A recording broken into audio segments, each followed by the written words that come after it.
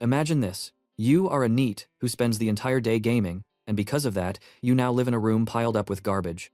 One day, after finally finishing a game called Dungeon Attack, something strange happens. You get dragged straight into the game itself. Sounds pretty classic, right? But this manhwa flips the usual story. Instead of becoming a hero, you wake up as a demon lord who is already on the brink of death. Among the 72 demon lords in this world, you are ranked 71st, almost at the very bottom. To survive here, you need Libra, a special currency that allows you to summon monsters to protect your dungeon. The problem is, your balance is way too low. You don't have enough Libra to summon any monster strong enough to defeat the group of adventurers coming for your life. And no, don't mistake this cheap, lesser golem that costs just 20 coins as something powerful. Any C-rank adventurer can defeat it easily by destroying its core. You are watching Slime Recap. The story begins with a man who appeared half-demon, his body torn open by brutal wounds and thick streaks of blood dripping slowly from the corner of his mouth. His breathing rattled with agony as he clenched his teeth, forcing himself to remain conscious despite the numbing pain spreading across his limbs. His expression carried a mixture of anger, despair, and confusion, as if he was desperately trying to understand how his life had deteriorated to such a wretched state. His vision flickered, and the world blurred around him. The scene faded into darkness. The focus then shifted to a completely different place, a quiet funeral hall filled with subdued murmurs and cold silence. The main character stood there alone, his posture straight and expression unreadable, facing his father's coffin. The man inside that wooden box was someone he had despised all his life. He had spent years wishing for this exact moment, hoping for the day his father would disappear from his world forever.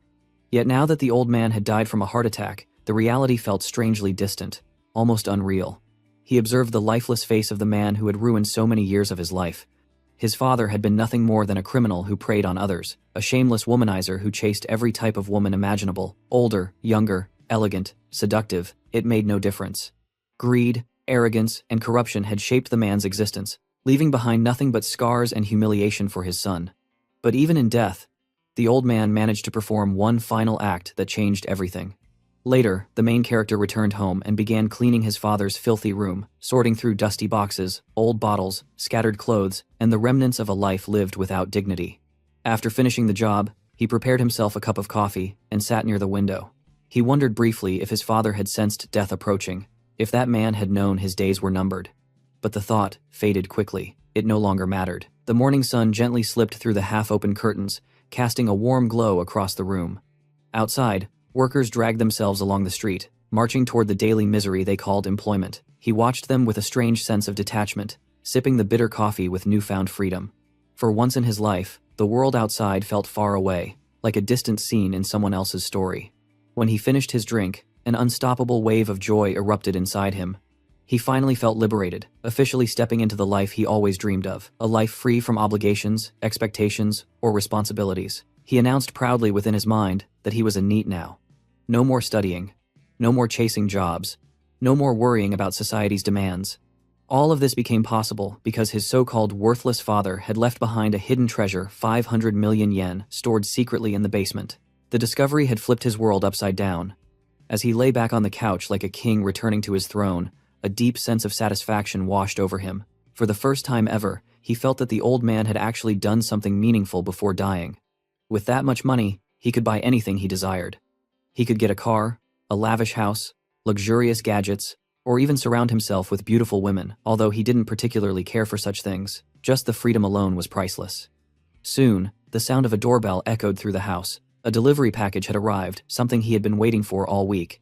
Overwhelmed with excitement, he rushed to the door and grabbed the box immediately. The delivery worker barely managed to finish his greeting before the package was already out of his hands. The man remained polite, even thankful, completing his duty with a brief nod, while the main character hurried back inside with childlike enthusiasm. He tore open the box, revealing the new bed he had ordered. After setting it up in his freshly designed bedroom, he threw himself onto it without hesitation. The moment his body touched the surface, a wave of comfort washed over him. The mattress felt soft and perfectly clean, almost heavenly compared to the old, worn-out one he used to sleep on. As he lay there, his lips curved into a relaxed and deeply satisfied smile. With so much money under his control, he had finally created the bedroom he always imagined, a luxurious personal sanctuary that cost nearly 30 million yen. Lying peacefully on his luxurious bed, he allowed his body to sink deeper into the soft fabric, feeling the comforting weightlessness that came from having every desire fulfilled. A relaxed smile formed on his lips as he reflected on the 3 vows he had carved into his heart. These promises were not casual thoughts, but principles he intended to follow for the rest of his life. The first vow was to never work. To him, work represented the worst form of suffering a human could experience. The endless cycle of effort, pressure, deadlines, and expectations felt like a slow and torturous death. He admitted openly in his mind that he was a piece of trash with no ambition, yet he felt no shame in that. He simply had no intention of willingly stepping into society's grinding machinery. No work, that was his sacred rule. The second vow was to never have friends. He viewed friendship as nothing more than another exhausting battlefield, one filled with competition over meaningless victories. People compared salaries, promotions, dates, achievements, and even restaurants they visited. The idea of maintaining such shallow relationships filled him with disgust. No friends, that was his second rule. The third vow was to never get married. He believed marriage was the most absurd promise a person could make, a declaration that 2 individuals would remain bound together for life under the fragile banner of love. His father had taken that vow 12 times, each ending in betrayal, chaos, and disgrace. The memories of that man's filthy scandals poisoned his heart. No marriage, that was the final rule. These 3 promises became his foundation for happiness. To him, paradise was simple: lying on his futon, playing games, enjoying peace, and avoiding every obligation society tried to impose. It was freedom in its purest form. With that comforting belief, he turned on his console and decided he would clear every game he had collected over the years. 2 months passed in the blink of an eye. His room transformed into a chaotic mess, piled with empty food containers, discarded wrappers, scattered clothes, and glowing screens. He paid no attention to the disorder around him. His world had shrunk to the size of his bed, the controller in his hands, and the games that kept him entertained day and night. Eventually, he completed Dungeon Attack, a game that had required far more time than he expected. He sighed with deep satisfaction as the ending credits rolled, knowing he had conquered another digital challenge. Now, he wondered what game should come next. Perhaps he would dive into a VR world to escape reality even further. Just as he was deciding, his phone vibrated with a notification. The sudden buzz startled him slightly, and he looked at the screen with confusion. He rarely received messages, especially since he had rejected every friend request, yet a message somehow appeared. It was a congratulatory note from the game's management, thanking him for playing Dungeon Attack until the end. He imagined the exhausted developers behind it, ordinary office workers pouring countless hours into a project, hoping someone out there appreciated their work. He understood the business behind such messages, knowing it was a strategy to encourage players to buy more content. Still, he acknowledged their effort within his thoughts. But then another message followed, a request for a survey. He frowned at the sudden formality. The first question was about his preference between cute girls and mature women. Annoyance crept across his expression as he selected one option without any interest. Another question appeared, this time involving strange fantasies about hitting or being hit. His irritation grew stronger as he tapped through each bizarre question. The messages, however, did not stop. They continued to appear rapidly, one after another, flooding his screen with unsettling prompts. His eyes widened as confusion turned into frustration. Something about the flood of questions felt wrong, almost creepy, as if someone was deliberately playing with his mind. He felt his patience cracking as he mentally demanded for it to stop. Then a new message appeared. It asked if he knew how the world ended. He sighed heavily, assuming it was referencing the game's plot, which he already knew by heart. Another message followed immediately, asking if he would be able to change that ending. A cold shiver crawled along his spine, and the strange chill in his chest grew stronger. The situation felt increasingly unnatural. A sudden realization hit him, perhaps it was a scam. Maybe someone was trying to lure him into clicking something that would take his money. His irritation exploded as he cursed internally, refusing to fall for such a cheap trick. The world was already filled with deceitful schemes, and he prided himself on not becoming another victim. But just as he was reassuring himself, a cockroach scuttled across the floor in front of him. His entire body tensed. Fear shot up his spine, and an involuntary scream burst from his throat. Even as a grown man, he was terrified of insects, especially cockroaches. In his panic, he stumbled backward, flailing in shock. His hand slipped and pressed on the phone screen at a terrible moment. Without meaning to, he had selected yes on the question asking if he could change the game's ending. Instantly, the television flickered. A strange, pulsating light filled the room, growing brighter by the second. He stared at it in confusion and rising fear, completely unsure what kind of glitch or malfunction was happening. Before he could react, a blinding flash engulfed his body. A tingling sensation shot through his skin, and the world around him dissolved. When the light faded, he collapsed onto the ground with a heavy thud. Moments later, he regained consciousness. His eyelids fluttered open, and the first thing he saw was dirt, rough, cold, and unfamiliar beneath him. Pain spread across his limbs as he pushed himself up slightly. His hands came into view, and panic surged within him. These were not his hands. The size, the shape, the texture, everything was different. A feeling of dread tightened his chest as he tried to understand what had happened. His breathing turned uneven as he realized this body wasn't his own. Before he could process the horror, two rough-looking men stood looming over him. Their presence felt hostile, their expressions cold and threatening. Their voices carried a sharp menace as they demanded to know the location of some treasure. They warned him that refusing to speak would only make things worse. One of them raised his voice dramatically, calling upon their demon lord. The main character lay there, trembling, bleeding, and terrified. The reality struck him brutally in an instant. His peaceful life had vanished, replaced by a nightmare. This broken, unfamiliar body was his new form, and these men were the first to welcome him into this terrifying new world. And with that realization, he understood with despair that this was how his new, awful life had begun. A sudden wave of agony twisted sharply within the main character's stomach, forcing him to hunch forward as confusion and pain blended into a single overwhelming sensation. His mind raced, unable to understand why his body felt as if it were tearing itself apart. The shady men surrounding him continued to pressure him relentlessly, repeating their demand for the treasure again and again until their voices blurred into an oppressive roar in his ears. Their insistence only deepened his bewilderment. He struggled to comprehend who these people were and why they were treating him as if he held something valuable. One of the men stepped closer, his tone hostile, as he warned that the pain would only worsen if he continued to stay silent, addressing him mockingly as the demon lord. The main character collapsed helplessly, dropping to the ground as the realization dawned on him that he had no idea what treasure they were talking about. The word demon lord echoed inside his mind, but it felt foreign, distant, and terrifying. His consciousness thinned and flickered like an unstable flame, settling around 70%, leaving him disoriented and desperate to understand his surroundings. He forced his mind to search for answers. Fragmented memories surfaced. He saw himself sitting comfortably at home, playing a game, and then something unusual had happened afterward. But the rest refused to form clearly. He instinctively pushed the memory away for the moment, knowing that dwelling on it wouldn't save him.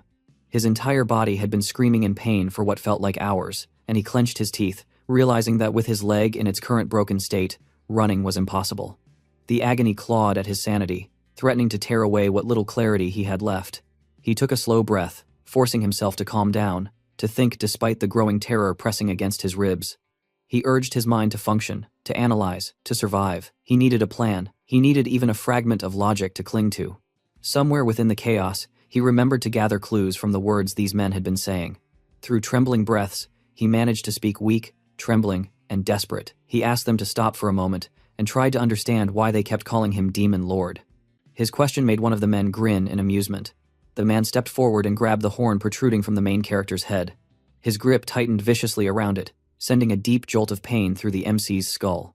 The man mocked him, suggesting that the beatings had made him lose his senses, and mentioned the sight of those once fine horns that were now trembling under pressure. The name he used struck the MC with force. Demon Lord Dantalia.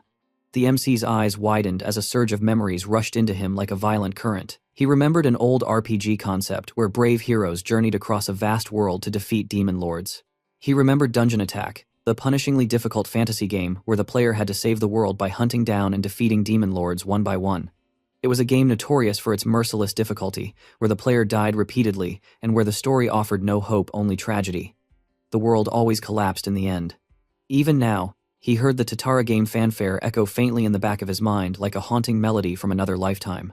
He remembered that Dantalion was one of the demon lords within that game, ranked 71st out of 72. He was the lowest, the weakest, the first stepping stone for heroes just beginning their journey. He recalled the humiliating in-game announcement declaring that Demon Lord Dantalia had been defeated, rewarding the player with a mere 12 experience points and 3 gold coins. The memory burned as he realized he had become the weakest boss of the entire game. He remembered the moment clearly now. He had been playing Dungeon Attack earlier that day. He had finished the game. Then he had received a strange notification. Then a bizarre question had appeared. Then he had selected yes. That single accidental action had been the spark. That was when everything had changed. The truth settled over him with the weight of a falling mountain. There could be no doubt now. He was inside the world of Dungeon Attack. He had become Demon Lord Dantalion, trapped inside the weakest body with no strength, no skills, and no chance to fight back. The thought of how such an impossible thing happened briefly crossed his mind, but he pushed it away. What mattered now was that this nightmare was real. It explained the horns, it explained the pain, it explained the hostile men, and it explained why the situation was far worse than he imagined. The man gripping his horn shoved him violently downward. His body flew back and crashed hard onto the ground, knocking the air from his lungs as he coughed and groaned. Pain radiated through him like fire spreading through dry wood. A desperate thought crossed his mind. If things continued like this, he was going to die. The men exchanged brief, cold signals, silently agreeing to kill him. Dantalian stared in growing horror as he realized he was moments away from death in a world he had only ever played casually. The beating began without hesitation. One of the men slammed his fist repeatedly into Dantalian's face, each blow snapping his head back. Another kicked him ruthlessly in the stomach, sending violent shocks of pain rippling through his frail body. Together, they continued, striking him again and again with no mercy, each hit dragging him closer to unconsciousness. Dantalian clung to the remnants of his sanity. He wondered if this was some sick joke of fate. He had barely escaped the miserable life that his father had forced on him those years spent under the shadow of a man he despised. He had finally tasted freedom, wealth, and solitude. He had dreamt of living in comfort forever. And yet here he was, on the verge of dying inside a world he never asked to enter. He cursed the cruelty of his situation as the darkness at the edges of his vision thickened. His consciousness wavered, slipping further away, fading like a candlelight under a storm. The world around him blurred into a swirl of shadows, pain, and despair as his body continued to be beaten relentlessly. And just before everything went completely dark, the last thought that flickered through his fading mind was the bitter realization that his new life had already reached the brink of its end. In the middle of that merciless beating, Dantalian's vision wavered as the world blurred into a haze of motion and pain. Through the thinning layer of consciousness, a silhouette formed in front of him, wavering like an illusion unfolding inside a fever dream. At first, he wondered weakly who that shadow belonged to, but the outline slowly sharpened into a familiar figure he had spent his entire life resenting. The shadow shifted into the shape of his shitty father, wearing that same rotten smirk, laughing as if he found joy in watching his own son crumble at the edge of death. Dantalian felt a sting that cut deeper than any blow. He could not understand why that awful man appeared in this moment, laughing while he fought to cling to the last threads of life. A dull echoed in his fading mind as he acknowledged the truth behind that eerie mirage. Everything in his life had gone wrong because of that man. Every scar, every bruise, every nightmare, all of it traced back to him. He accepted it quietly, realizing just how much he had suffered under the weight of his father's existence. As the illusion continued to mock him, another memory surfaced with painful clarity. He remembered a moment in his past that mirrored this current despair. He had once been kidnapped by someone who carried a deep hatred for his father. It wasn't a one-time event. It happened again and again. By the fourth time, he no longer reacted with fear. Instead, he behaved with the tired calmness of someone who had lived through too much. Even the kidnapper had been shocked, unable to comprehend why a child could remain so composed in such a situation. The kidnapper had surely cursed him internally, but Dantalian had already reached his emotional limit. In that moment, he allowed everything to unfold without resistance, and in doing so, made a quiet, dangerous bet with himself. The kidnapper eventually aimed a gun at him, warning him to stay still. Dantalian remembered the coldness that settled inside him then. He had casually accepted the threat and challenged him to pull the trigger. He viewed that moment as a gamble for freedom. If the gun was real, then he would finally be free from the shackles of his father. If it wasn't, then he would remain stuck in that miserable life forever. That simple thought had terrified the kidnapper. Dantalian remembered the man's trembling hands, remembered how he grabbed the kidnapper's wrist himself, pressing the gun firmly against his own forehead. He remembered how he nudged the barrel closer, urging the man mentally to do it. In the depths of his mind, he concluded that if the gun turned out to be fake, then the bet was lost. And if he lost, he would stay trapped under his father's influence forever. In that strange twist of fate, the kidnapper ultimately surrendered, realizing he could not threaten someone who had nothing left to lose. Dantalian's consciousness dropped to 53% as this memory played out in his mind. The name Donlacan M drifted faintly across his thoughts, like a whisper returning from a forgotten corner of his past. He understood that the event had taught him an important truth: the one who survives in the end is always the one whose resolve burns stronger. Somewhere along the way, that truth had slipped from his memory, buried by years of exhaustion and resentment. The present returned violently as the beating still continued. The men showed no signs of stopping. Their boss stood among them and declared that this would be the Demon Lord's final chance.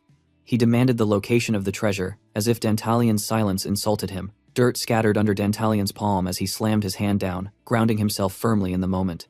He reminded himself in a surge of grim defiance that he had already died once that very day. If he had survived that, then he had the right to shape this moment into whatever outcome he desired.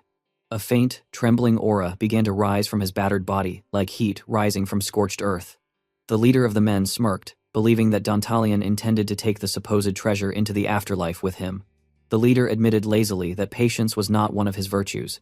One of the bald men questioned Dantalion's resolve, wondering aloud whether he should kill him right then or wait until the treasure was located. The boss dismissed the concern entirely, declaring that the treasure could be found later. What mattered now was ending the demon lord's life. He ordered his men to finish him. The bald man stepped forward, gripping a heavy hammer as he raised it high above his head. His eyes carried no hesitation, no remorse. The weapon came down with the intent to crush everything. Dantalion felt his body move on instinct. With great difficulty, he pushed his hand forward and forced his trembling frame to rise. His muscles screamed, his bones protested, but his spirit refused to break. A fierce, unyielding resolve flared within him. He had decided. He would survive. No matter how broken, no matter how hopeless, he refused to die. His teeth ground together as that determination intensified. A burning force ignited within his chest, something so sharp and powerful that it cast a glow across his eyes. Even his gaze transformed, shining with a fire that refused to be extinguished.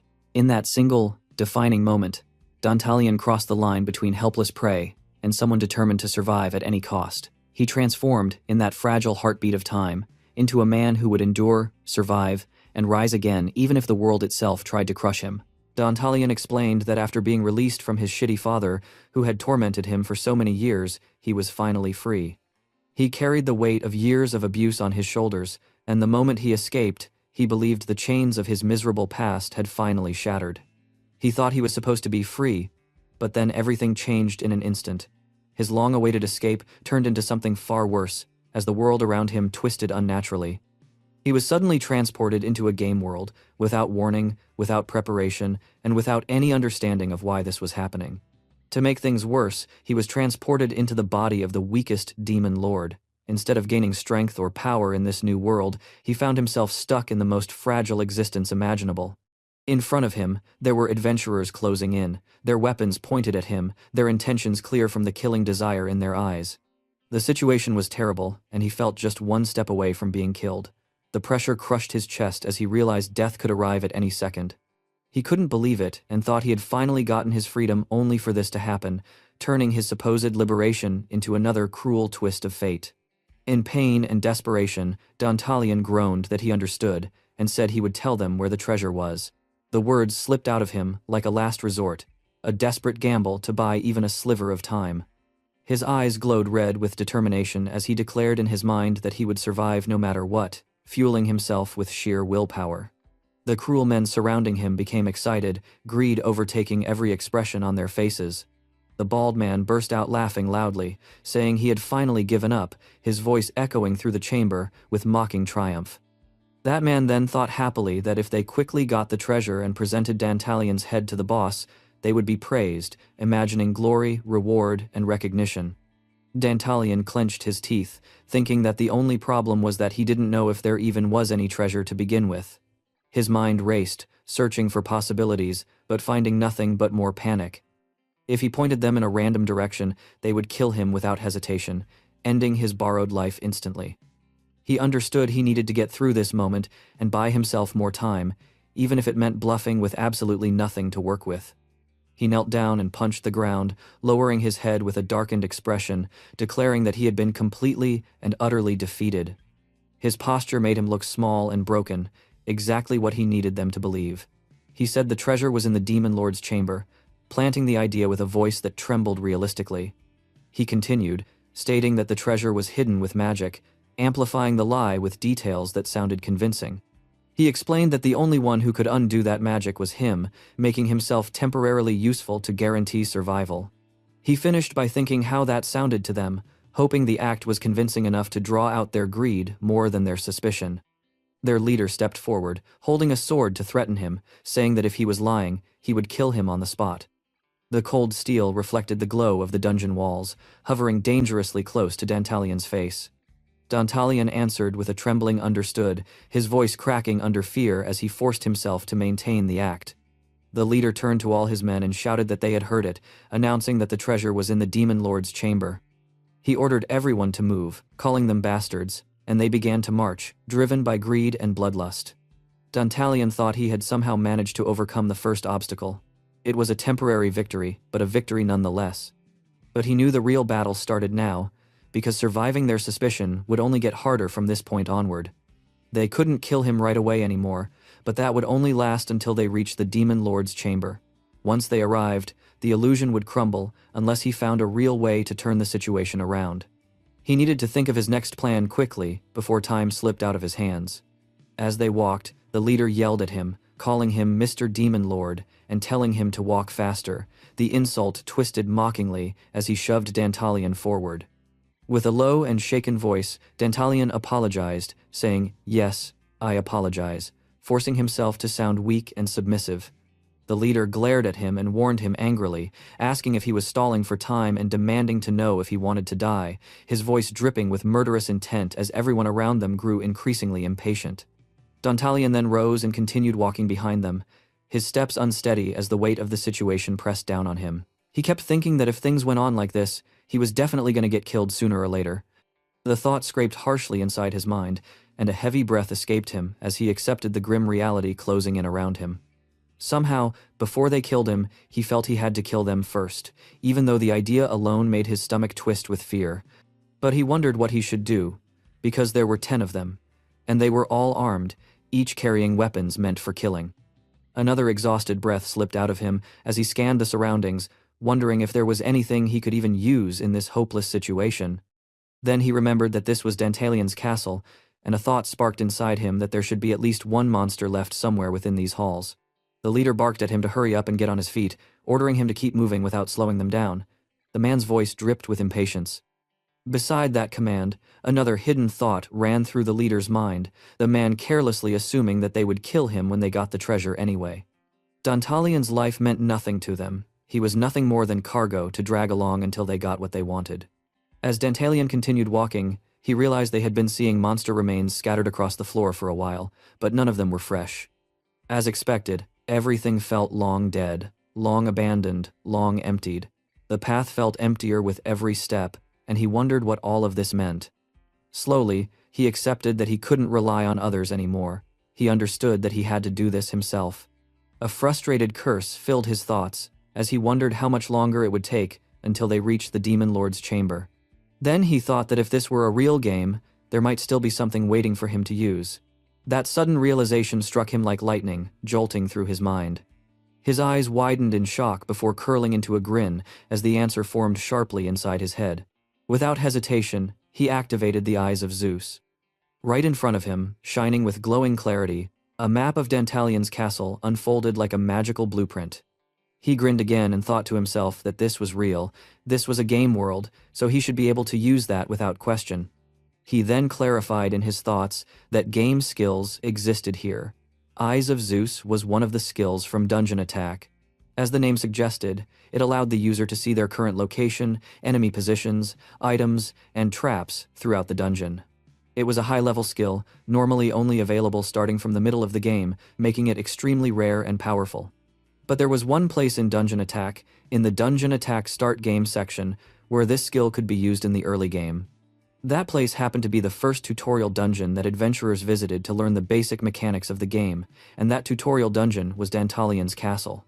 He thought that until now he had been wondering why he became Dantalion at all, but he didn't expect it to end up being useful in this way. When he focused on the map, he confirmed there were 0 troops anywhere. The system window expanded in front of him, presenting the details in neat rows like an emotionless report. The system described the dungeon as a type cave, indicating its structure. It stated special effects, none, meaning there was no advantage or environmental benefit. It listed troops, none, showing absolutely no defenders. It added residents, none, confirming no demons or creatures lived here anymore. It displayed asset, none, proving the place was stripped bare. Then a bold warning stretched across the bottom, declaring that the current number of troops in the Demon Lord's castle was 0 and labeling the situation as extremely dangerous, followed by an urgent message urging him to hire troops immediately. He stared at the glowing text and thought in shock what the hell was happening. Another system window then materialized, labeled Contract with Hades, asking him which monsters he wanted to hire. The window laid out a list in a detailed chart, showing strength, attack power, defense grade, cost, and the monster type. Slime appeared first with strength F, attack F, defense E, costing 4 libra. Lesser fairy followed, marked as strength F, attack E, defense F, costing 5 libra. Goblin soldier came next, with strength E, attack E, defense F, costing 12 libra. Lesser golem stood last among the options, listed as strength D, attack D, defense C, costing 20 libra. Below the list, the system stated that his money available was only 100 libra. Dantalian stared and thought about the words contract with Hades with growing disbelief. The demon lord had a skill that allowed him to hire monsters. He looked again, confirming the money available was only 100 libra. He panicked at the realization and wondered what the hell the damned demon lord had been doing before he got here. There were 10 enemies following him, and he could only hire 8 goblins at most. Winning with only that would be extremely difficult. He questioned whether he should get a golem and launch a surprise attack, but he rejected the idea immediately. There was no guarantee he would win even with that.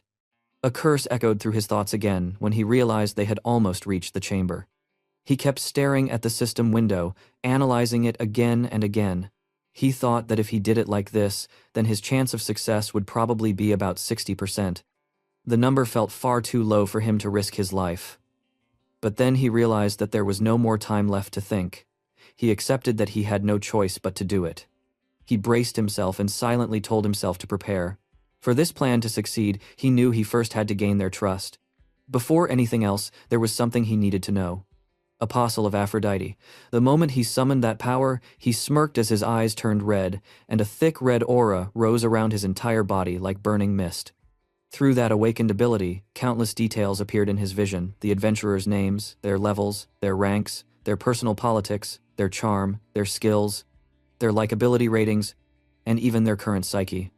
Among those details, the psyche of the Baldy stood out. It revealed that he simply wanted to go home quickly and eat with his mom. The man, beneath all his cruelty, was just a mama's boy. Dantalian grinned while thinking about a skill that allowed him to see the enemy's status.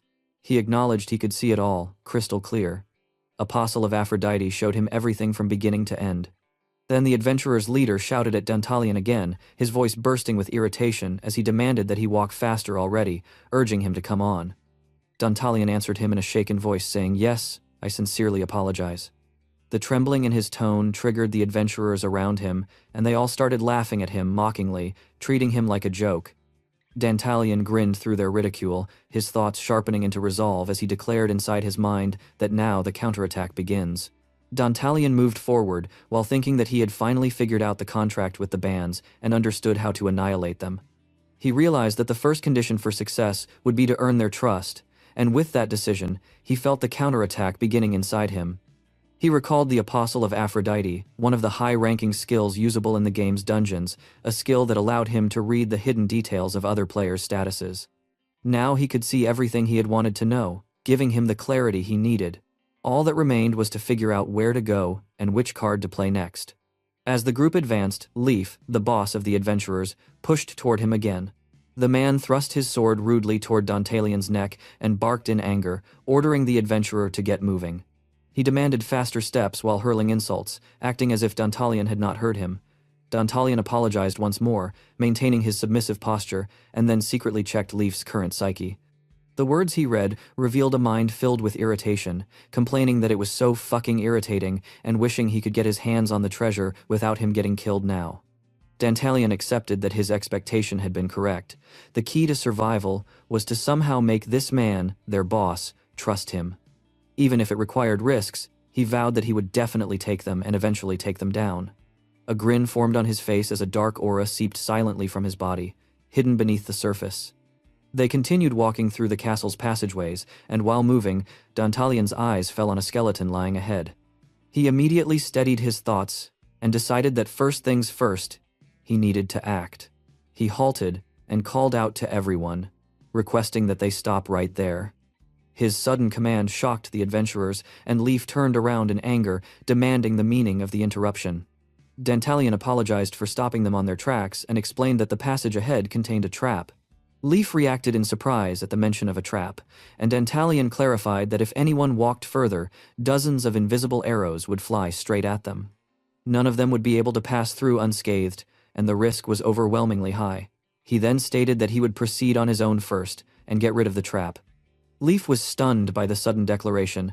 Two of the men checked the map and confirmed nervously that the road indeed grew narrower from that point onward and that the darkness ahead made visibility impossible. Dantalion began walking forward, and Leaf yelled at him to stop, accusing him of trying to run away. Dantalion smirked and reassured them, explaining that running away would be impossible with these legs.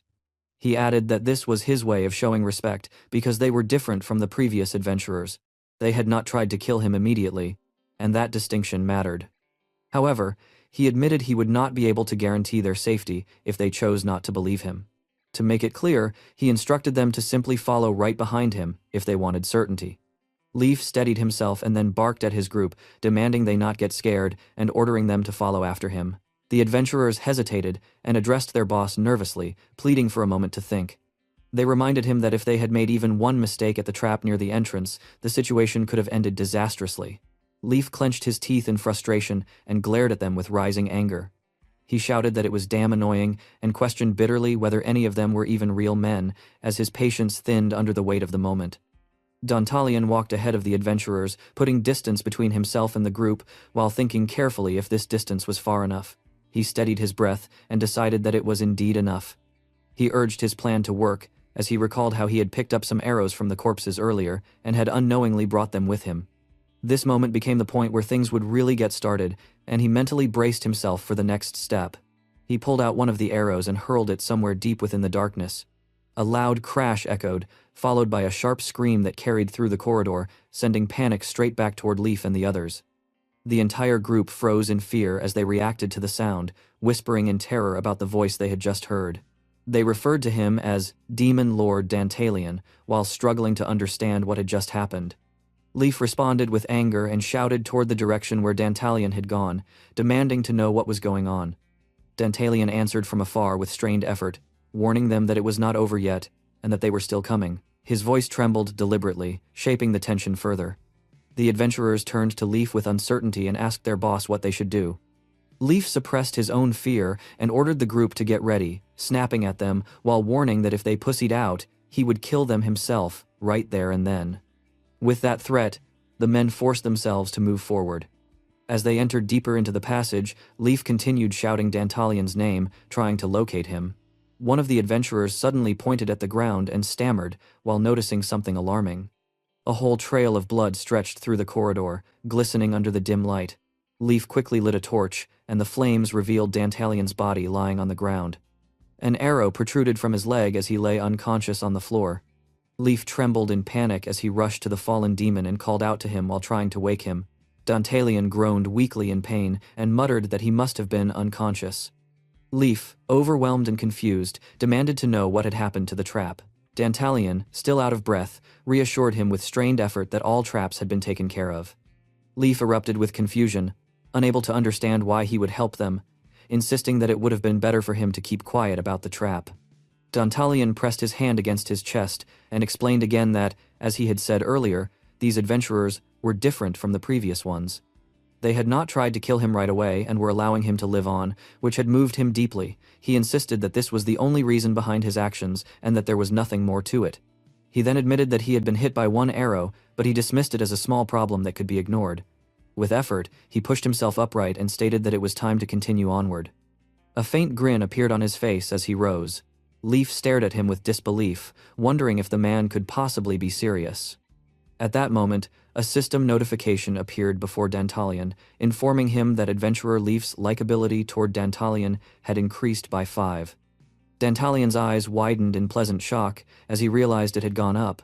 Another system window immediately followed, reporting that adventurer Dial's likability toward Dantalion had increased by 15.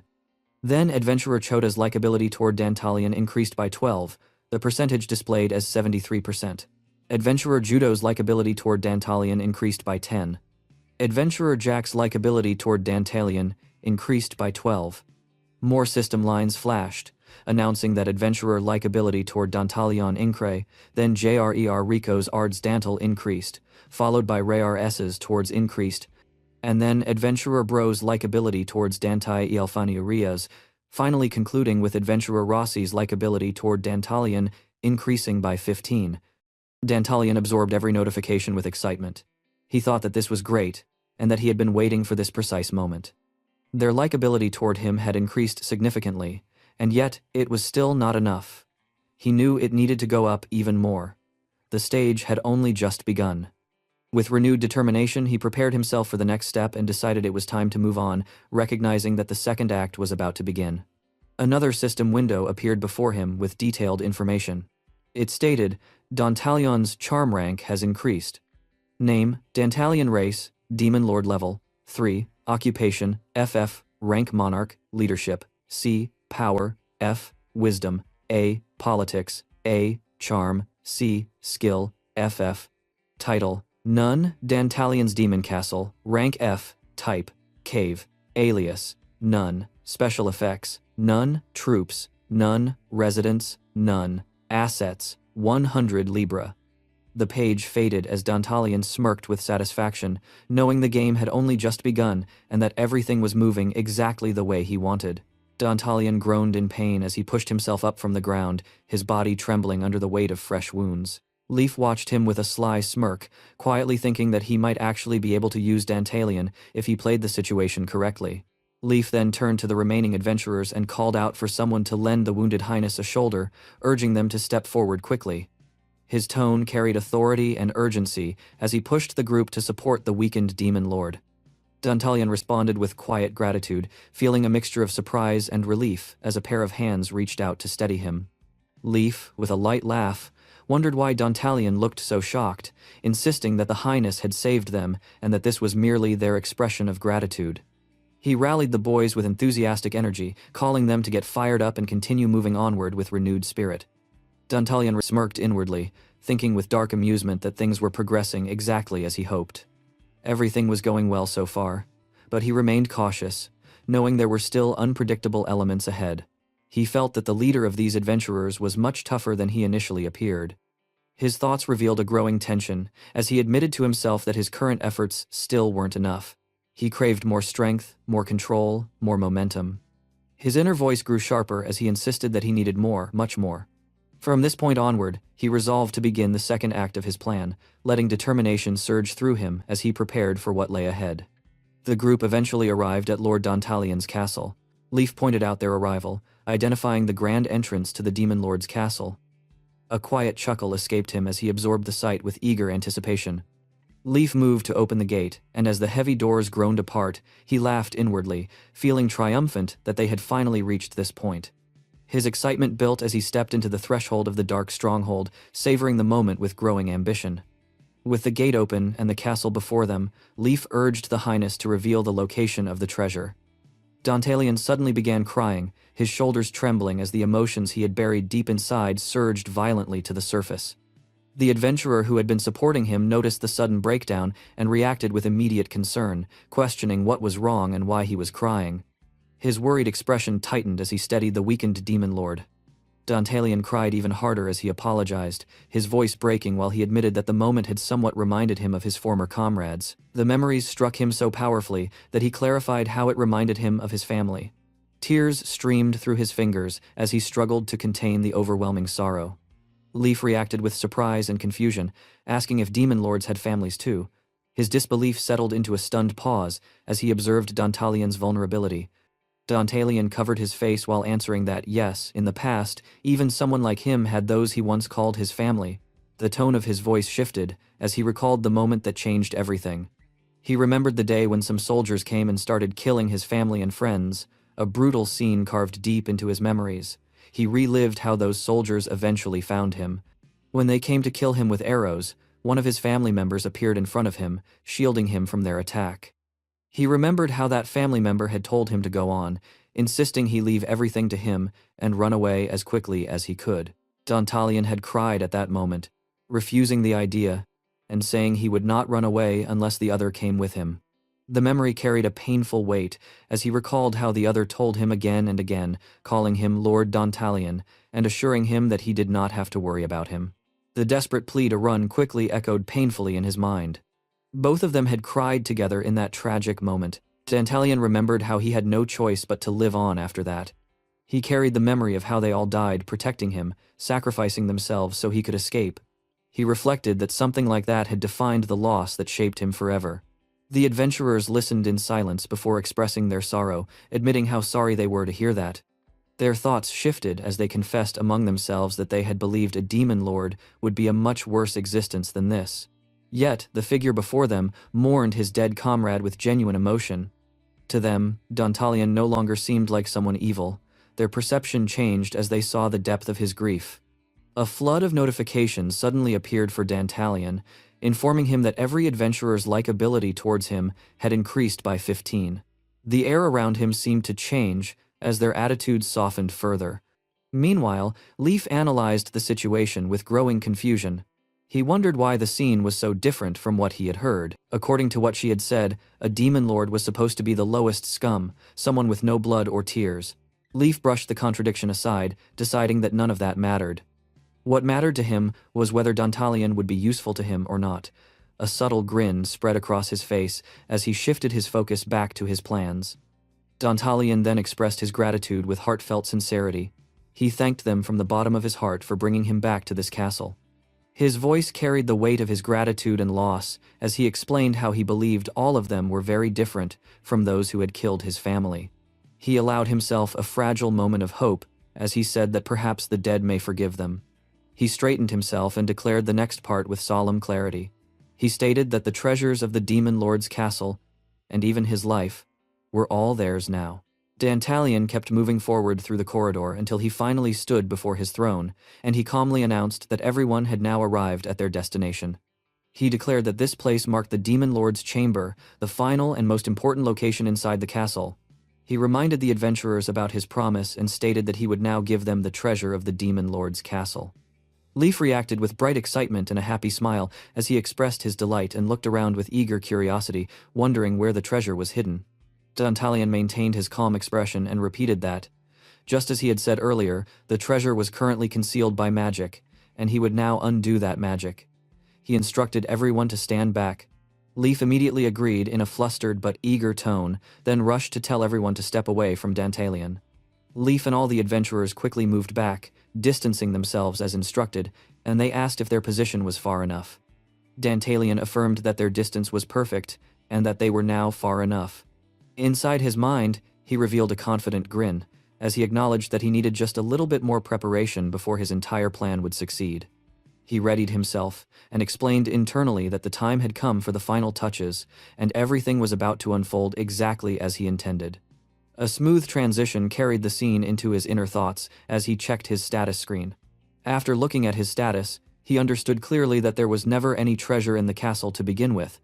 The only thing that remained was what had been left behind by the previous Dantalian before reincarnation, a mere 100 libra.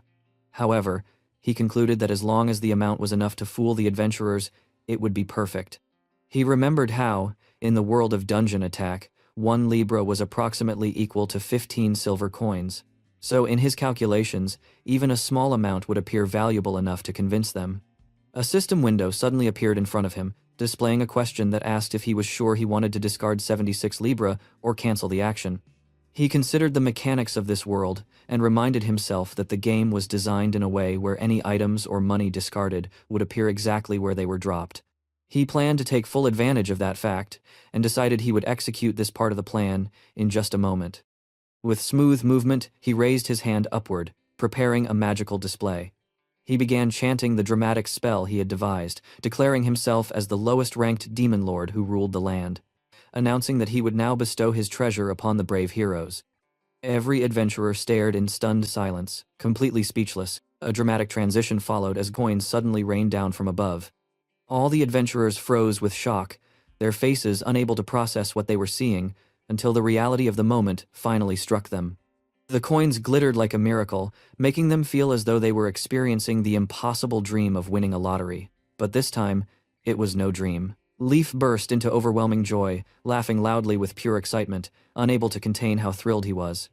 The adventurers reacted like frenzied treasure hunters, rushing forward and collecting the coins like madmen. They repeated to themselves that they had done it, that the treasure was now theirs, and that everything they hoped for had come true. Leaf continued grinning widely, filled with the satisfaction of finally laying his hands on the reward he had sought. His laughter became louder and more uncontrollable as the coins continued falling around him like glittering rain. His entire body trembled with triumph, and the weight of everything he had gone through suddenly felt worth it. A system window suddenly notified that Adventurer Leaf's likability towards Dantalion had increased by 50. Leaf then commanded the other adventurers with energetic authority, telling them that they would divide the treasure equally and insisting that everyone understand the plan before urging them to hurry and gather the treasure as fast as they could. In the middle of the chaos, Leaf hid a wicked grin as he thought to himself with a mischievous glint that they could use the Demon Lord even more and that it would be a waste to get rid of him now. Dantalion tried to regain everyone's attention by asking for a moment of their time. Leaf reacted with impatience and irritation as he questioned what Dantalion wanted this time and wondered if he still had more to give, explaining that everyone was busy at the moment with collecting treasure. The greedy adventurers ignored the tension and continued behaving like desperate scavengers as they collected coins in a frenzy, each one competing to gather as much as possible. Notifications flooded Dantalion's vision as the system reported that the likability of all adventurers towards him had increased by 40, 45, or even 50, the numbers rising chaotically. Dantalion apologized for the inconvenience before explaining that there was something he had to talk about immediately. He informed them that around 30 new adventurers had just entered the dungeon. The moment those words landed, every adventurer's smile vanished instantly. Dantalion continued with a tense explanation, revealing that he had used magic that informed him whenever someone entered the dungeon, but he admitted that he never expected anything like this. The adventurers reacted with devastated disbelief as they began to cry, unable to accept the idea that such a disaster had occurred just when they had finally found the treasure.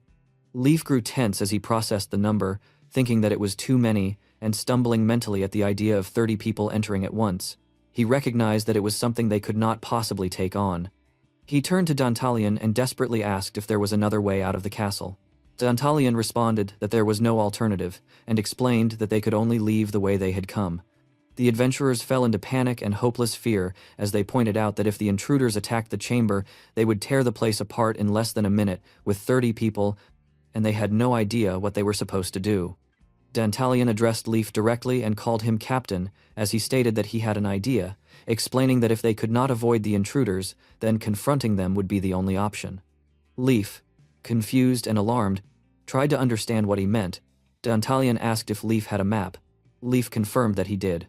Dantalion explained that unfortunately his powers were not strong enough to tell which route the intruders would take, but he stated that he could act as a decoy. Leaf reacted with shock as he repeated the idea of a decoy, trying to fully grasp it. Dantalion continued with a heavy explanation, stating that with the number of intruders involved, they were likely part of a military division, which meant they probably used magic as well. If that was the case, then they would surely sense his magical power and come toward him. He pointed out that there were 3 different routes from the chamber to the exit and instructed the adventurers to take a different route than him, telling them to run straight to the outside. Leaf responded with stunned disbelief as he questioned internally whether Dantalion was really willing to sacrifice himself again. He halted himself in confusion and suspicion as he wondered if something about this situation felt strange. He pressed Dantalion, accusing him of possibly trying to run away and suspecting that he might be bluffing about the intruders. Dantalion responded dramatically, insisting that he would never do such a thing and explaining that he truly wanted to help them but that there was no time left to convince them. He then leaned toward Leaf and whispered something privately near his ear, a secret message delivered urgently and quietly.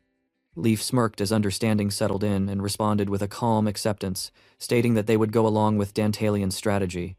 He added a warning that Dantalion should not tell the others about the decoy plan because it would only upset them.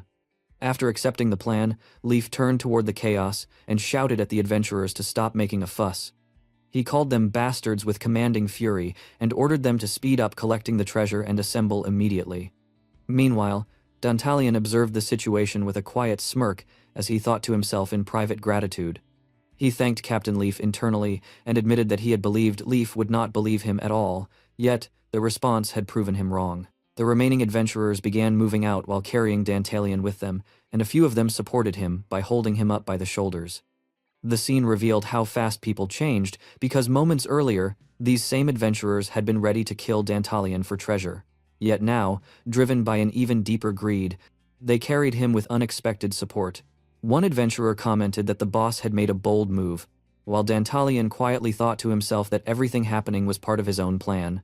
The narration then shifted smoothly to a moment from earlier, showing the scene where Leif had gathered all the adventurers and ordered them to speed up collecting the treasure and assemble. He declared that they would be splitting into 2 groups and heading for the exit. The adventurers reacted with disbelief, insisting that the boss was not making any sense. Leif silenced their protests by showing them the map and ordering them to pay attention. He pointed out the 3 routes that led to the exit and claimed that the invaders would be as cautious as they were, choosing only one route. He stated that with 30 men the invaders were essentially a small army and far beyond their level, making the group completely unmatched against them. Because of that, he suggested taking a chance on survival. The adventurers were shocked, and Leif attempted to calm them by insisting that there was a 100% chance at least one of them would survive, and that if they were lucky, none of them would die.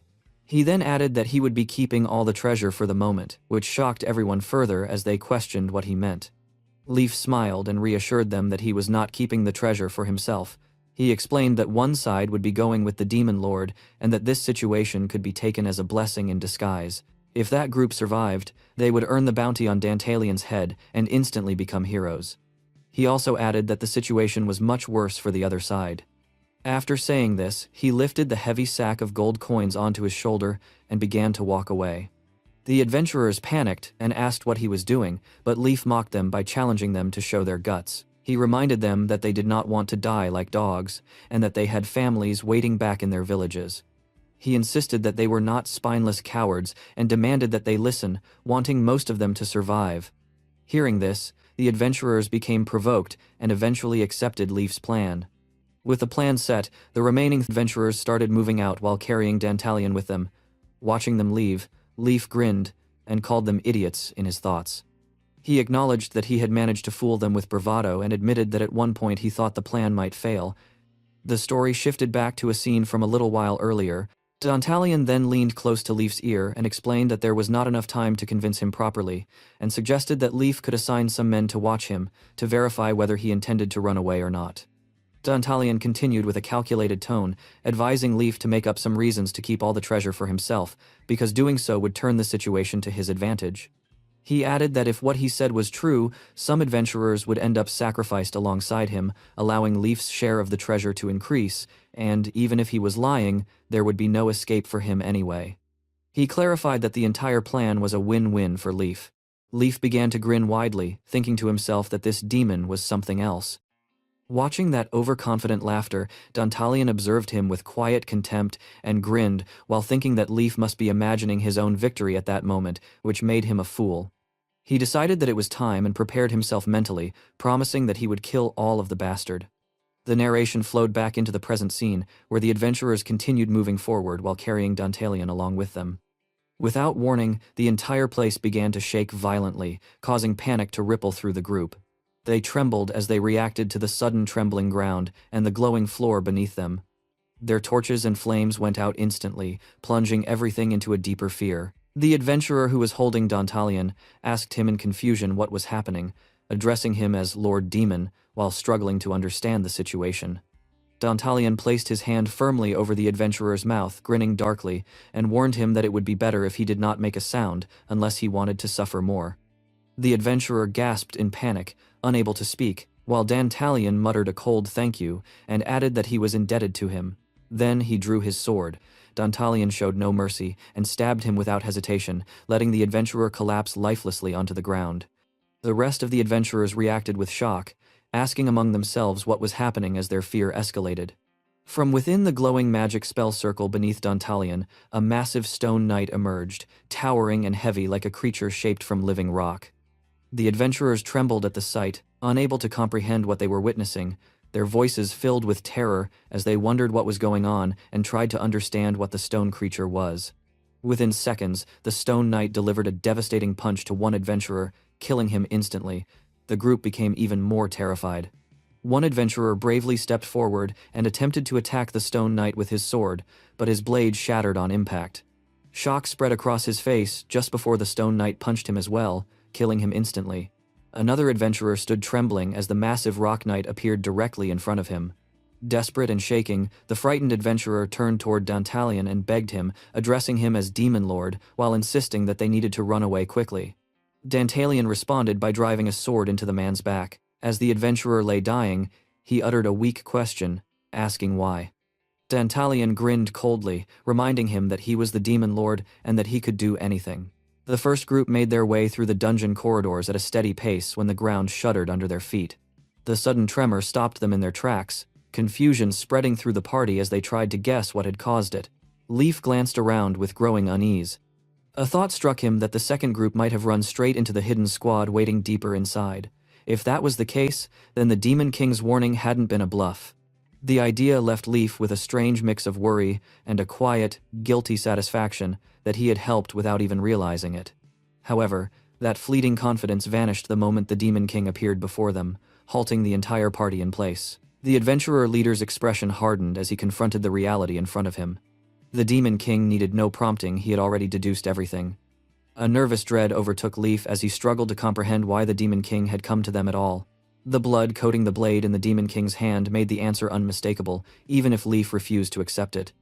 When the Demon King confirmed that he had slaughtered them all, Leaf demanded affirmation, only to be mocked for his naivety. The adventurer's earlier goodwill toward the Demon King evaporated at once, leaving only fury burning in their eyes, yet he seemed genuinely pleased by their hatred. The Demon King taunted them even further, amused that they had ever believed a Demon King might side with humans. His provocations ignited the rage he sought, and Leaf, trembling with humiliation and anger, ordered his comrades to kill him. The adventurers charged as one, but the Demon King did not budge. A pair of glowing red eyes emerged behind him, the stone golem he commanded, roused and ready. It attacked first, hurling boulders that crushed several adventurers instantly and sent debris flying across the chamber. In the chaos, the survivors realized that two more of their number had just died, one smashed beneath falling stone, another shattered by the monster's strength. The golem continued its assault, ripping through the group with ruthless efficiency, ending one man's life with a terrifying final blow. For a moment, Leaf could only stand paralyzed, watching helplessly as his remaining companions attempted to fight back. One adventurer, armed with a hammer, managed to strike the golem from behind with all his strength, briefly breaking its body into pieces. He turned to Leaf in triumph, unaware of the danger still looming. The Demon King eliminated the celebrating adventurer without hesitation, offering Leaf a chilling expression of gratitude, as if Leaf himself had made the victory easier. When the shattered pieces of the golem began reforming, Leaf finally understood. The Demon King explained that the monster could only be truly defeated by destroying its core, something any experienced adventurer should have known. If the group had not fallen prey to panic and anger, they might have actually stood a chance, but now the situation had shifted beyond recovery. Leaf clenched his jaw, recognizing how drastically the Demon King's demeanor had changed. This was the real Dantalion, cold, calculating, and merciless. Fear surged through him, but he refused to surrender to despair. He told himself he had escaped worse situations and would find a way to survive this one as well. Feigning defeat, he cast aside his sword and knelt with trembling submission, claiming to yield and offering his life. The Demon King accepted the gesture and moved toward him with deliberate steps. Hearing the steady approach, Leaf lowered his head to conceal the triumphant grin spreading across his face. He had hidden a dagger behind him, fully intending to strike the moment the Demon King drew close enough. Dantalion, meanwhile, opened the Hades contract and selected the monster he intended to summon as he approached. Leaf waited for the perfect moment, 3 steps left, then 2. Confidence flooded him. This would be the strike that killed the Demon King. But as Dantalion abruptly stopped, Leaf's certainty faltered. The Demon King had read his intentions clearly, having seen every thought written across Leaf's expression. A burst of laughter followed as Dantalion leveled his blade at him, declaring the inevitability of Leaf's downfall. And Leaf wondered if this truly was the end. Rage surged in him again, refusing to accept that fate. He lunged with the dagger in a final act of desperation. Yet before he could complete his attack, something pulled him down. Confused, he turned and saw a slime clinging to his leg, one he hadn't even noticed. Hearing the Demon King's footsteps draw near, terror gripped him. He attempted to retaliate, but the golem seized his arm and crushed it mercilessly, forcing a scream from his throat.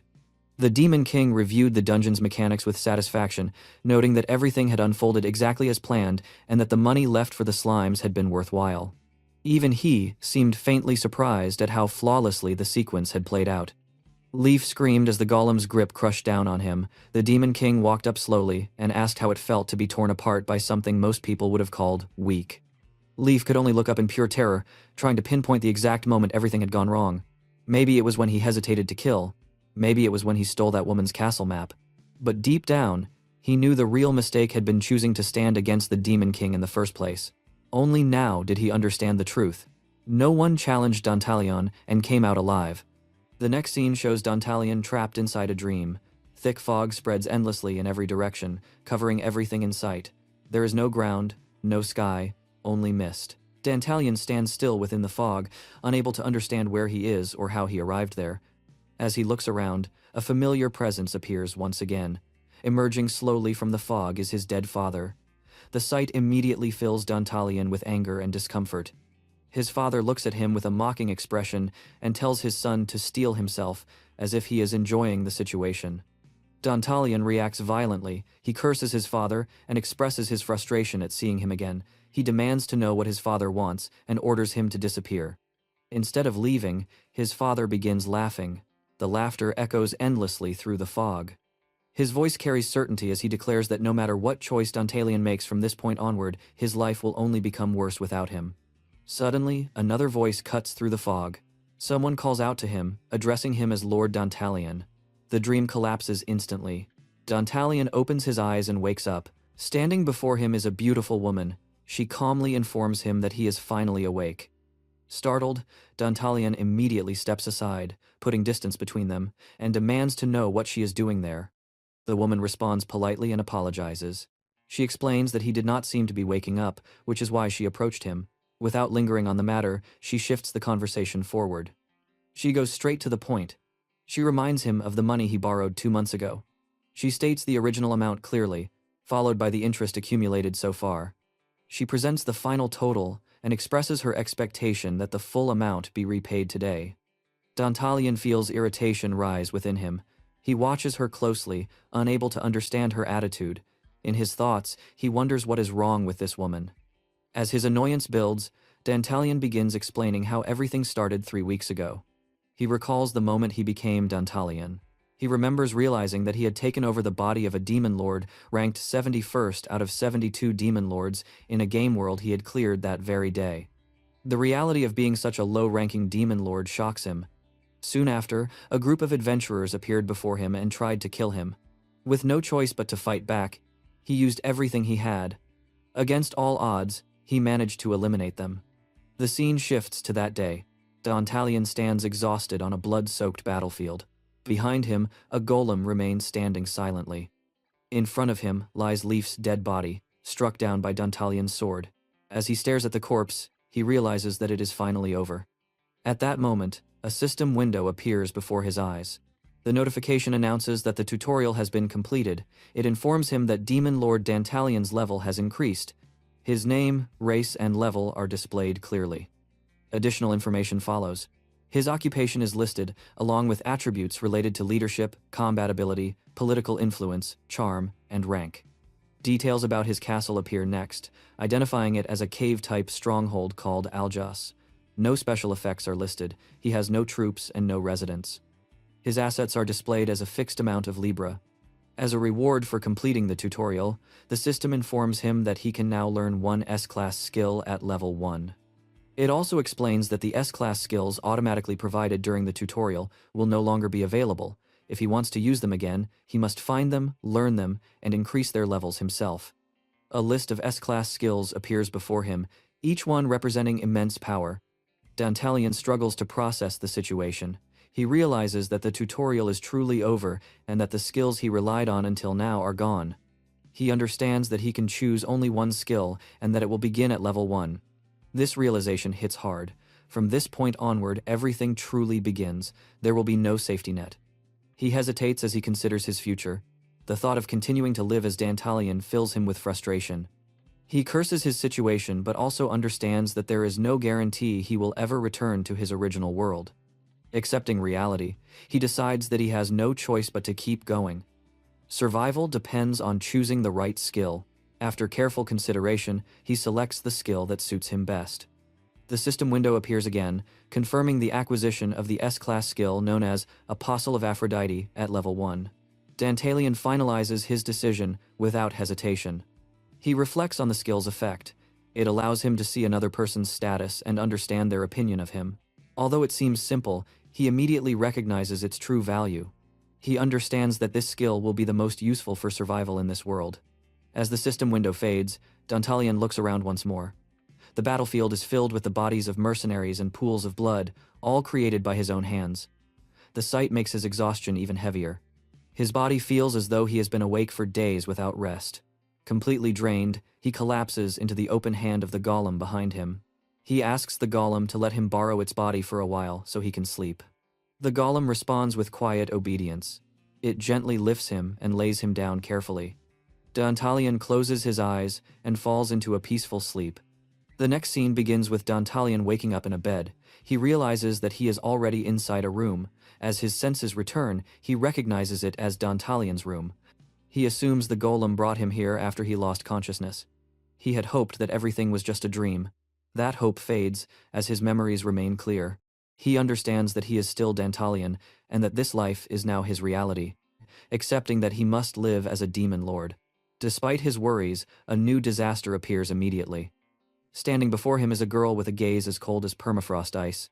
She introduces herself as Lapis Lazuli. The scene shifts to Dantalian sitting arrogantly on his throne. He insists once again that he is not the one who borrowed money. Lapis kneels respectfully before him. She apologizes for her rudeness and explains that she is having trouble understanding his words. She states calmly that 2 months ago it was undoubtedly him who borrowed money from Luce, the Chamber of Commerce. She presents the promissory note as proof.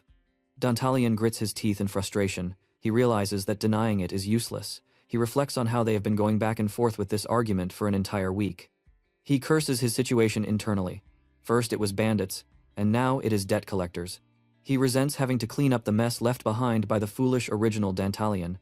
He even criticizes the lenders for giving money to someone so incompetent. Regaining his composure, Dantalian asks Lapis a few questions. She agrees politely. He asks what happens if the money cannot be repaid. Lapis explains that in such a case, he must declare bankruptcy first. He then asks what happens after bankruptcy is declared.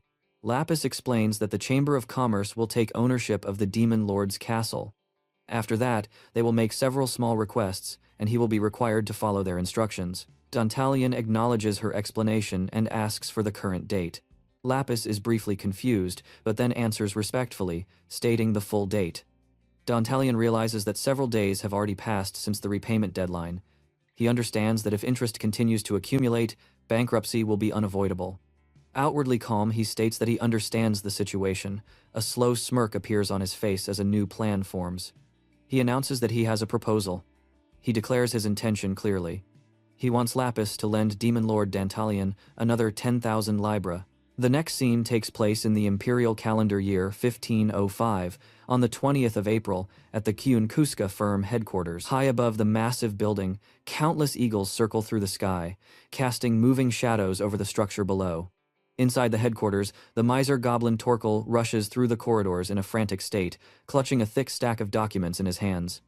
His footsteps are hurried, and his eyes remain fixed on the papers as he scribbles notes while walking.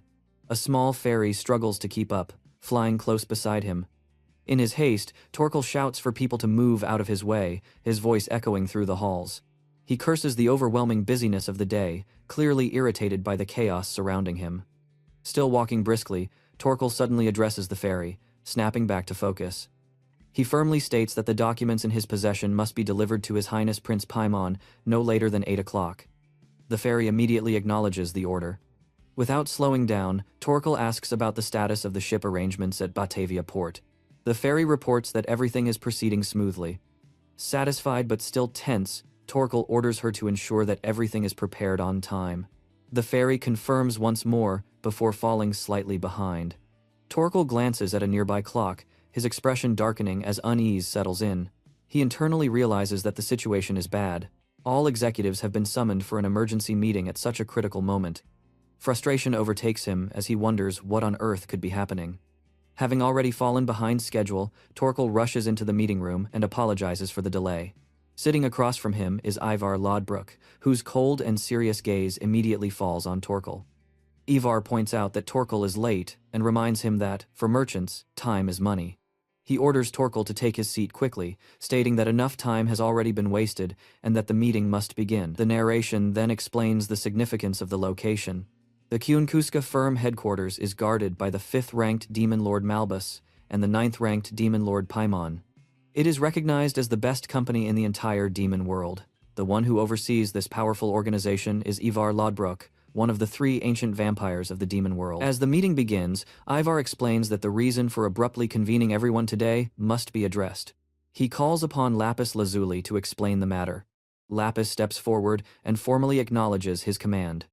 The moment the executives see her, shock ripples through the room. Whispers spread as they recognize her as a hybrid, a being born of both succubus and human blood. Confusion and disgust mix as they question why someone like her is present at an executive meeting. They recall her cursed bloodline and openly wonder why scum such as her has been allowed into such a gathering. Ivar suddenly shouts at everyone to be silent. His voice cuts through the room, forcing all executives into immediate silence. Torkel, watching closely, also appears visibly tense. Ivar then orders Lapis to continue her explanation. Lapis begins by stating that the 71st-ranked Demon Lord, Dantalion, has made a request for another loan.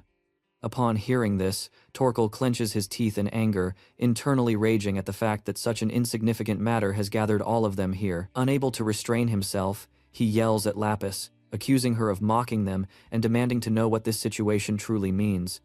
Ivar responds with a smirk, calmly telling Torkel to settle down. He then asks Lapis to state the amount requested by Dantalion. Lapis confirms the figure and reveals that the requested amount is 10,000 libra. Shock spreads across the room. Torkel is stunned beyond belief, internally screaming in disbelief. He realizes that such a sum could fund the national budget of a small country. Overcome with anger and disbelief, he shouts that the request is insane and demands confirmation that Dantalion truly asked for such an amount. Lapis confirms that he did. The scene smoothly shifts to a moment from earlier that day when Dantalion made his request directly to Lapis. He calmly stated that he wanted her to lend him another 10,000 libra. Lapis was visibly shocked and struggled to process what she had just heard. Dantalion casually repeated his demand, making it clear that he intended to borrow an additional 10,000 libra. Lapis reminded him that he already carried a debt of 196 libra. Dantalion responded with a smirk, explaining that this existing debt was precisely why he wanted to borrow even more. Lapis grew increasingly tense and admitted that she could not understand what he was saying. Dantalion then proposed having an open and honest conversation. He asked why she had lent him money in the first place, despite him being regarded as incompetent in the demon world. He dismissed the idea that it was trust, stating instead that she never believed he would repay the debt. He accused her of wanting him to go bankrupt so that he could be turned into the firm's obedient lapdog. He questioned whether those were her true intentions and stared at her with a dark, oppressive glare. Lapis panicked and denied his accusations, insisting that was not the case. Dantalion then asked another question, pointing out that she had come under orders from the company to lend him money and get closer to him. Lapis denied this again, claiming she acted entirely of her own will. Dantalion reacted with quiet amusement, finding her hesitation-free response interesting. He then returned to the main topic and explained his reasoning. By lending him 10,000 libra, she would effectively bind him to the company for the rest of his life as their dog. He described it as a fair trade and suggested that such an achievement would undoubtedly earn her a promotion. He framed it as gaining a demon lord's lifelong obedience in exchange for money. Dantalion leaned closer, lifting her chin with his hand, and pressed her to decide what she would do. Lapis pushed his hand away and stated that she understood. The scene then returns to the present meeting room. Torkel shouts in outrage, pointing out the absurdity of requesting 10,000 libra when Dantalion cannot even repay 100. He accuses the situation of being a trick. Ivar responds calmly, stating that Torkel has raised a valid point and asks Lapis to continue explaining. She agrees and recalls Dantalion's instructions to her. He had told her that if she were ever questioned about this matter, she should say exactly what he instructed. Lapis then declares to everyone that Dantalion has lost his mind. She explains that he claims a plague will descend upon the world and that he intends to create a cure for it.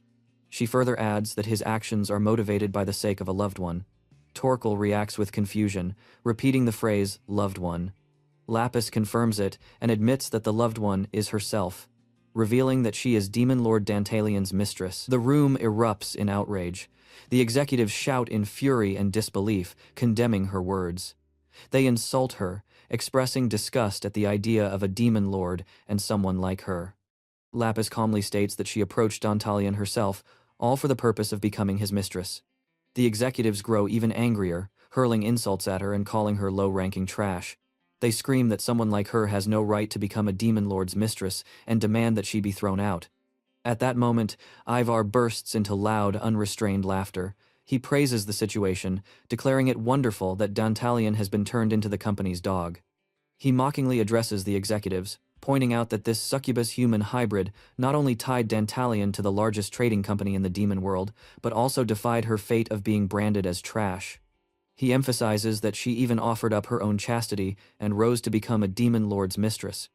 Ivar continues laughing, calling the entire situation a masterpiece. He reminds everyone that Kyunkuska operates as a meritocracy. Under normal circumstances, he would never lend more money to an incompetent demon lord like Dantalion. However, he declares that this case will be different. Ivar announces that this will be a special loan. He orders Lapis Lazuli to return to Demon Lord Dantalion's castle and relay his decision. He concludes by stating that Kyunkuska will grant the 10,000 libra that Dantalion desires. The next scene takes place in the imperial calendar year 1505 on May 3rd in the city of merchants, Curious. The atmosphere of the city is lively, filled with traders and mercenaries moving through crowded streets. Lapis stands before a man and calmly instructs him to collect every single one of a particular herb across the entire continent. The man reacts in disbelief, questioning whether she truly intends to have only that herb collected. He expresses shock that she plans to spend 8,000 libra to hire thousands of people for such a task. He openly wonders why she wants the herb so badly, dismissing it as nothing more than a weed. Lapis firmly responds that the reasons are not his concern. She clarifies that these are direct instructions from His Highness, the Demon Lord Dantalion, and orders him to proceed immediately. With that, Lapis turns and begins to leave the area. As she walks away, the surrounding men smirk and begin mocking her among themselves. They ridicule her for wasting such an outrageous amount of money at the command of a foolish demon lord. They claim that Dantalion must have finally lost his mind and laugh at the situation, calling it a complete joke. They also mention rumors that the woman is his mistress, concluding that if the rumors are true, then she is nothing but a mongrel. They declare that it is over for Dantalion. The scene transitions forward in time to the imperial calendar year 1505, June 20th, at Dantalion's castle. The setting is calm and quiet. Dantalion is seated alone, reading a book in silence. Lapis arrives and reports that she has successfully secured the herbs as ordered. She explains that storage facilities have been prepared and are being thoroughly guarded. Dantalion closes his book and acknowledges her work, stating that she has done well. Lapis then asks what he is truly planning. Dantalion smiles to himself, recalling his earlier demand for an additional 10,000 libra. Lapis reminds him that he claimed an epidemic would soon befall the world and that this was the reason he borrowed the money. She explains that she used 80% of the funds to purchase all of the worthless herbs. Dantalion laughs lightly and suggests that she try to guess his intentions. Lapis admits honestly that she has no understanding at all. Dantalion reacts with amusement and brushes it off before congratulating her once again for her efforts. He suggests celebrating with a toast. Lapis initially refuses. Dantalion glares at her and questions her refusal, emphasizing that this is something he especially wants to do for her. Lapis apologizes immediately. Dantalion then laughs and reassures her that he was only joking, telling her not to make such a face. He praises her once more, calling her by name, and acknowledges that she has done well. He raises a toast to their future. Dantalion then hands her a drink. Lapis drinks it, reacting to the taste with surprise and asking what it is. Dantalion laughs and reveals that the drink is made from the very herb he had her gather. He asks how it tastes and confidently remarks that it must be delicious. Lapis questions whether he is joking. Dantalion laughs again and insists that he is completely serious. He explains that in order to secure the 10,000 libra, she must have told the firm that he had gone insane and wanted to create a cure for a plague. He states that everything now fits together. Lapis remains visibly confused. Seeing her expression, Dantalion laughs once more and casually asks for the current date. Lapis answers that, according to the imperial calendar, it is the year 1505, June 20th, and questions why that information matters. Dantalion remarks that the timing is perfect. He begins writing something on a piece of paper and informs Lapis that starting tomorrow, she will not need to come to the castle for a while. Instead, he instructs her to go to a specific place and observe it for some time. He hands her the paper. Lapis looks at it in confusion, unable to understand what any of it means. Dantalion simply laughs and tells her to go, assuring her that she will understand in time. He adds that he knows she has a lot to deal with, and suggests that she relax and explore some places. The scene transitions to the imperial calendar year 1505, June 24th. The setting is the Kingdom of Sardinia, at a traveler bathhouse in Syracuse. Lapis removes her clothes and wraps herself in a towel, preparing for a bath. As she does, she reflects on how she cannot understand Dantalion at all, and wonders what he was thinking. She enters the bathhouse and notices several beautiful female hybrids bathing there. They appear friendly and welcoming. Lapis reflects on being sent to this place and wonders what could possibly be here. She recalls the note Dantalion handed to her, which mentioned the Kingdom of Sardinia, Syracuse, a public bathhouse, joint pain, fever, and black bruises. She considers whether he truly foretold a plague and immediately rejects the idea as impossible. She convinces herself that Dantalion does not possess that kind of power.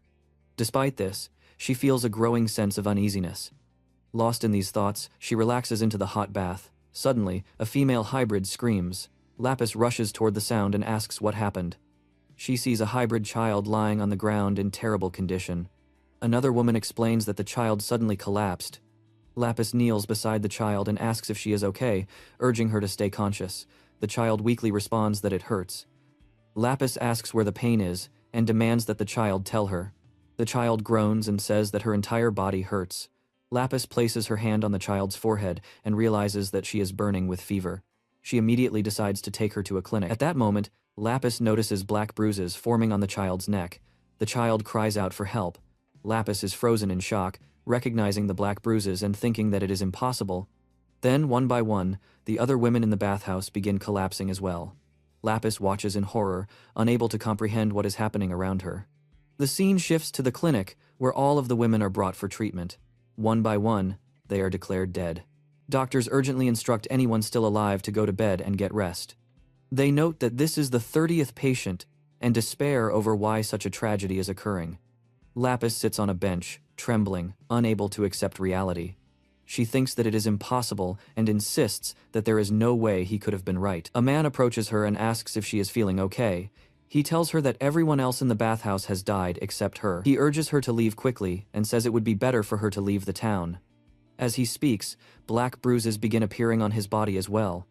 At that moment, Lapis recalls the day Dantalion gave her the drink. She remembers asking what it was, and remembers his answer, explaining that it was made from the herb she gathered, and asking if it was delicious. Overcome with fear, Lapis thinks that it is impossible. However, she realizes that there is no other explanation. She hates to admit it, but she accepts the truth. A plague has truly descended upon the world. The next scene opened with a clear shift in time and place. The imperial calendar marked the year 1505, on July 16th, in the city of Kiunkuska. The atmosphere felt tense, as if something unpleasant was already lurking beneath the surface. A fairy could be seen rushing through the halls in visible haste, clutching a letter meant for Torkel. Her movements were frantic, as though every second mattered. At the same time, Torkel was already occupied, engaged in an important meeting with someone of extremely high status. Before the fairy could properly approach, someone suddenly interrupted the meeting and apologized to Torkel for the inconvenience. Torkel immediately exploded in anger, shouting furiously and berating the intruder for their foolishness, reminding them that he was currently in a meeting with Lady Paimon. Realizing the gravity of the situation, Torkel quickly turned his attitude around and respectfully apologized to Paimon, addressing her with utmost deference and acknowledging her high status. Paimon merely chuckled at his reaction. She reassured him that it was fine and calmly asked what the matter was, pointing out that it must be something extremely urgent for him to react this way. She added that there was no need for him to worry about her presence. At this moment, Paimon's identity was formally revealed. She was introduced as the 9th-ranked demon lord, bearing the titles of Beauty and Charm, known by the name Paimon. Torkel once again offered a sincere apology, clearly flustered. Right then, the fairy finally arrived. Torkel snapped at her, demanding to know what was going on. The fairy explained that an urgent message had been received from headquarters. Hearing this, Torkel clicked his tongue internally and thought bitterly that if the matter turned out to be trivial, he might as well be executed on the spot. He opened the letter and began reading. The contents stated that an epidemic had broken out. The origin of the disease was Syracuse, and it was spreading rapidly throughout the Kingdom of Sardinia. It was inevitable that the infection would reach neighboring countries in the coming days. The mortality rate was an alarming 80%. Torkel was visibly shaken by what he read. Paimon noticed his reaction and calmly inquired about what was wrong. Torkel swallowed hard, struggling to respond, unable to immediately process the weight of the information. Paimon pressed further and requested to see the letter herself. Torkel complied respectfully and handed it over to her. As Paimon continued reading, the letter revealed additional information. It stated that Demon Dantalion had created a miracle medicine capable of treating the disease. Furthermore, it mentioned that one of their employees, Lapis Lazuli, had monopolized herbs from across the entire continent under Lord Dantalion's orders. These herbs were essential for creating the medicine. The letter estimated the current value of these herbs to be between 1, 2, and 3 million gold coins. The investigation was still ongoing. The document reiterated the estimated value once more, stating it ranged from 1 to 3 million coins, and confirmed that executive-level personnel would need to assemble. After reading everything, Paimon burst into laughter. The situation, rather than alarming her, seemed to amuse her greatly. Torkel stared at her in complete confusion, unsure how this development could possibly be entertaining. The scene then transitioned smoothly to another location. Dantalion stood silently in front of a large window in his castle, gazing outward with a steady and calculating expression. As he looked ahead, he reflected that a storm was brewing, both literally and metaphorically. Shortly afterward, Lapis returned. Dantalion greeted her warmly, calling her Lala, and remarking that she had returned much quicker than expected. He casually asked whether she had been able to relax and stretch her wings, his tone light and teasing, as if this were nothing more than a routine trip. However, he quickly noticed something off. He observed that Lapis looked pale and asked what was wrong. He even commented that he had thought hot springs were her favorite, like someone poking fun while pretending not to see the problem. Lapis glared at him sharply and accused him of knowing everything from the beginning. Her expression made it clear that she was no longer in the mood for jokes. Dantalion responded with a playful smirk, feigning ignorance and acting as though he had no idea what she was referring to. Lapis refused to play along and told him not to pretend. She stated plainly that an epidemic had started in Syracuse. She added that the herbs he had ordered her to collect could be used to create a miraculous cure for the disease. Dantalion responded with a wide grin, claiming that he had absolutely no idea what she was talking about. He addressed her again as Lala, laughing lightly as if everything were a coincidence. His laughter echoing like that of someone who had already planned 10 steps ahead while everyone else was still reading the tutorial. Thunder suddenly struck from above, and in the blinding flash of lightning, Dantalion's shadow was cast against the wall. That shadow no longer resembled a man. Dantalion formed a slow grin as his thoughts aligned perfectly with the unfolding events. He reflected that this was exactly what he had expected, because he had known from the very beginning how things would turn out. He recalled the game known as Dungeon Attack. In that game, the story officially began in the year 1515. That was a time after the plague had already spread across the world, after everything had turned dark and hopeless. According to the plot of Dungeon Attack, the plague had started much earlier. It had begun in a hot spring town called Syracuse during the summer of the year 1505. Only 1 year later was the cure discovered, a substance known as the black herb. Back in 1505, however, that herb had been widely dismissed as nothing more than a useless weed. The irony of it all was almost comical, like a legendary item being sold to an NPC vendor for spare change. Dantalion amused himself with the thought that he had entered the game during the exact year of the epidemic and had simply used the knowledge he already possessed. The moment everything truly clicked was when he saw the firm's loan documents. At that instant, all the puzzle pieces snapped into place, and of course, he acknowledged internally that none of this would have been possible without Lala, everything traced back to her. With that thought, Dantalion shifted his focus and asked what the firm thought of the situation. Lapis explained that the firm was currently in complete chaos, comparable to a hornet's nest that had just been violently disturbed. An emergency executive meeting had just been called moments ago, throwing the entire organization into panic mode. Dantalion's grin deepened as he processed this information. He calmly noted that he understood. Then he questioned why Lapis was not at the firm. He wondered why she had come here instead. He leaned further into his reasoning and began laying it out step by step. He pointed out that she was likely thinking that returning to the firm would put her life in danger. He reasoned that the people at the firm would find it impossible to believe that a plague could be predicted naturally. They would inevitably conclude that someone must have intentionally spread the disease. That line of thinking would lead to one unavoidable question. For what reason would someone do such a thing? And who could possibly be responsible? Dantalian closed in on the conclusion and leaned toward her, emphasizing the motive. The only possible answer, he asserted, was that it had to be Lala herself. He outlined the situation in ruthless detail. She had served the Demon Lord and taken the position of his mistress. She had told the firm that she would turn him into their obedient lapdog. Then, by sheer coincidence, she had been present at the exact location where the plague began. Finally, she had purchased thousands upon thousands of the special herb. Taken together, all these circumstances pointed in a single direction. They suggested that she must be the mastermind behind it all. He continued by stating that she was already aware of this herself. That awareness was the reason she had come here instead of returning to the firm. Lapis clenched her teeth in shock as the weight of his words settled in. Inside her mind, memories surfaced. Ever since she was born, she had been labeled a hybrid, a crossbreed, a mongrel, and worse. She had worked relentlessly to climb to her current position, driven by the desire to prove everyone wrong and get back at those who looked down on her. Up until now, everything had been easy. Too easy. But this man standing before her shattered that illusion. She questioned who he truly was. She knew who he was supposed to be, yet something felt different. She wondered if he was truly the same Demon Lord she had known all this time. The doubt gnawed at her, growing heavier by the second. Dantalian smiled once more and calmly stated that there was only one path left for her. He declared that she should kneel before him and become his servant. He promised that if she did so, he would grant her real power. He stated that he would place her in charge of all transactions related to the cure. Lapis froze in shock. Dantalian continued, still smiling, explaining that the plague would ravage the world. Many people would die, possibly most of them. He emphasized that death did not discriminate. Whether child or ruler, everyone would be equal in the face of it. He added that even those who had despised her for being a crossbreed would desperately search for ways to survive. There would be countless people wanting to do business with her. A half-human, half-demon, who had been discriminated against her entire life, would now control the fate of hundreds of thousands of lives. He asked whether she desired that kind of power. The silence that followed felt heavier than the thunder before. Dantalian then extended his hand toward her.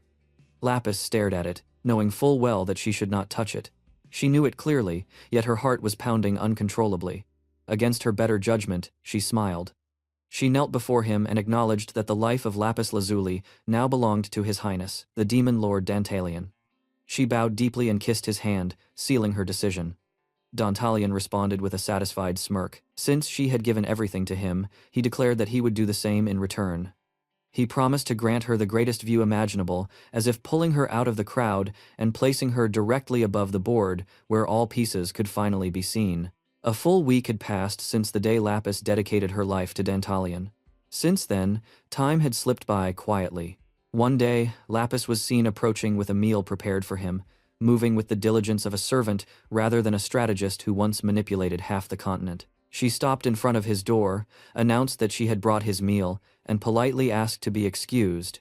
There was no reply from inside. Instead, the only response was the steady sound of loud snoring. Lapis opened the door and stepped inside. The room was a complete mess. Books were scattered everywhere as if a library had exploded. Empty beer bottles lay around without shame, and in the middle of it all, Dantalian was fast asleep in his chair. Lapis reflected internally that His Highness the Demon Lord, her master, either slept endlessly or buried himself in the books found throughout the castle. There seemed to be no middle ground. Whether he was resting or thinking was something she still could not figure out. She recalled how, half a year ago, she had approached Demon Lord Dantalian purely for her own goals. That first meeting played out clearly in her mind. She had knelt and introduced herself as a representative of the Kuhn-Kuska firm, only for Dantalian to immediately shut her down. He had shown no interest in her name, dismissing her as a filthy mongrel, and demanded to know what she wanted because he was busy. The memory ended there, as abruptly as the meeting itself. Lapis admitted to herself that he had been even scummier than she initially expected. As anticipated, the moment she showed him the money, he jumped at it without hesitation. After securing his interest, she began spreading information that there was treasure hidden within Demon Lord Dantalian's castle. Another scene surfaced in her mind, where Leaf mockingly questioned her, saying he had heard she possessed a map of Dantalian's castle, clearly doubting someone like her could have such a thing. Lapis continued reflecting that she had intentionally made him experience hardship so that he would come crawling back to her. However, this demon lord far surpassed her imagination. He now held the lives of more than half the continent in his hands, and yet he was still capable of sleeping peacefully, as if he were a college student ignoring final exams. She thought about the letters they had already received from several countries regarding the sale of the medicine.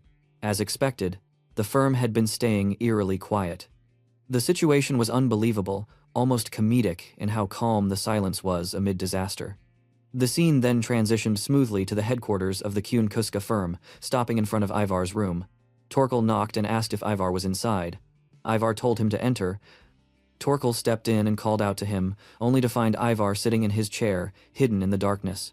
After lighting a candle, Ivar revealed himself and instructed Torkel to sit and explain the situation. Torkel took a seat and reported that things could not be worse. The plague was spreading rapidly, and it was only a matter of time before it engulfed the entire continent. Ivar calmly responded that, according to their analysis, a significant portion of the population would die. Torkel was shocked, finding the figure impossible to believe.